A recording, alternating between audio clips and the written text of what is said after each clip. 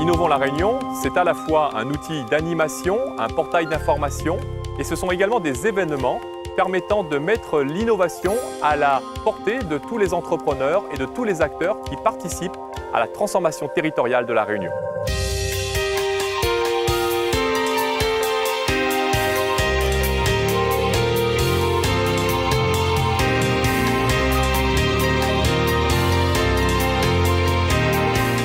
L'objectif des Semaines de l'innovation, c'est d'introduire de nouvelles idées, des nouvelles manières de voir le monde, de nouveaux outils également, pour permettre au grand public comme aux chefs d'entreprise de s'adapter à un monde qui est en mouvement et d'innover.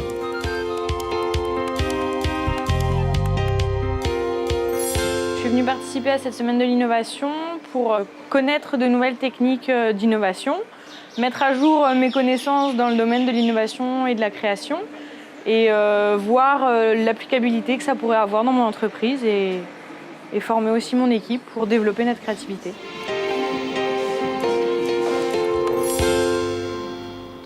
Le premier atelier va être sur la méthode de créativité ASIT.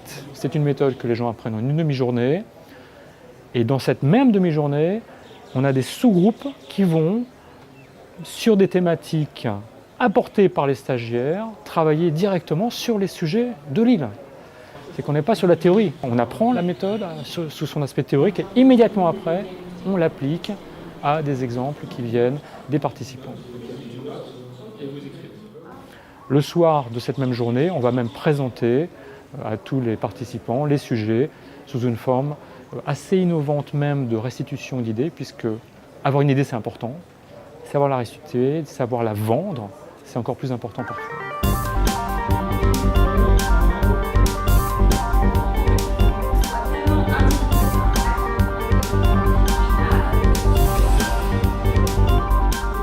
Aujourd'hui, on a pu travailler sur une problématique vraiment concrète au sein de ma société, l'exposer à des regards extérieurs.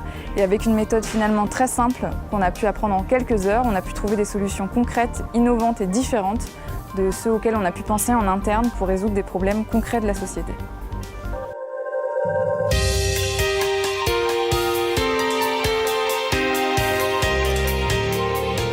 Le deuxième atelier est autour des outils de communication, de feedback, de motivation des collaborateurs autour de la créativité. Notamment, est-ce qu'il faut donner de l'argent?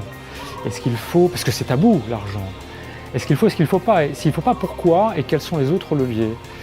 Donc là, on va voir des exemples, des ateliers encore, bien évidemment, et surtout des petits exercices qui nous font communiquer autrement. Que ce soit la communication non violente, tout ce genre de choses qu'on connaît très bien, qui sont très efficaces, mais qu'on ne pense pas toujours à appliquer, et surtout pas dans le sens de plus de créativité.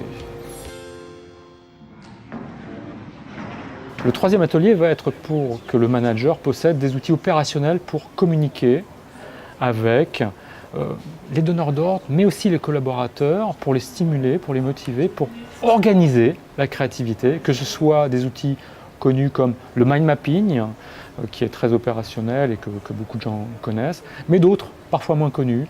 Aussi, on va voir le rôle de la contrainte dans la créativité. On va voir ce genre de choses et des outils plus rigolos qui permettent d'animer un groupe créatif. Le dernier atelier va parler d'un des problèmes majeurs aujourd'hui dans l'innovation, c'est que les gens ne savent pas gérer un projet innovant. La plupart du temps, les projets dits en cascade ou modèle en V ou traditionnel, gestion traditionnelle de projet, qui est excellente en projet traditionnel, ne s'applique pas du tout aux projets innovants qui par essence ne sont pas prévisibles. Donc on ne peut pas les gérer de la même façon avec « je prévois tout et après je déroule seulement ».